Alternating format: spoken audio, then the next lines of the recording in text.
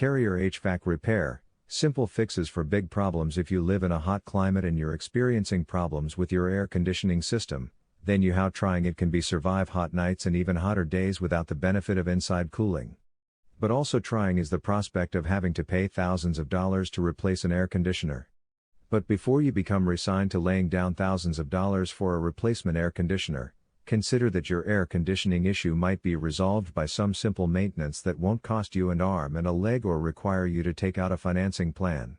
In many cases, the remedy for air conditioners problems will depend on its brand, and there are even some things that you can do to assess what kind of repair your air conditioner needs before the repairman arrives. If you own a Carrier air conditioning system, the following 3 situations are common precipitators of an air conditioning unit that needs repair and not replacement. The unit runs but doesn't cool. If your unit runs but doesn't cool, it could be a problem with your air filter and not your air conditioner. Whether you have a permanent air filter or a replaceable one, the dust the filter removes from circulating air can eventually cause it to become clogged, preventing a meaningful level of airflow from reaching your air vents. If a clogged air filter is indeed the problem, a Carrier HVAC repair technician will need to replace your disposable air filter or clean your permanent air filter, and he'll also clean the dust from around the fan motor and from the fan blades in the process. In any event, instead of paying for a new air conditioner, you'll only be paying for what amounts to a service visit. The unit comes on but soon shuts off. If your air conditioner kicks on and then shuts off before it moves cool air through your home, it may be shutting off prematurely because it isn't receiving proper voltage. If so, a Carrier HVAC repair technician will first use a voltage meter to assess voltage supply and then check your fuse box or switchboard panel for blown fuses or tripped switches.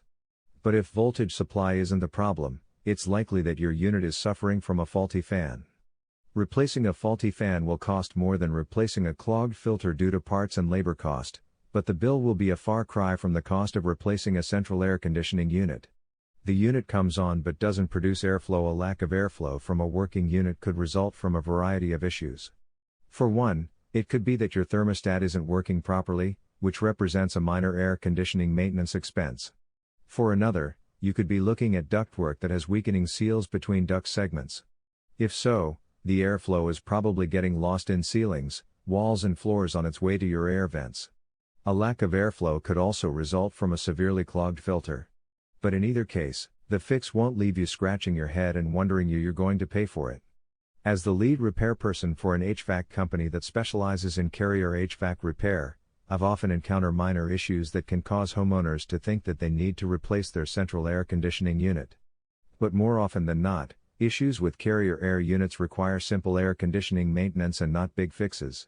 Article source: https://ezinearticles.com/expert/Brian_Filioli/33320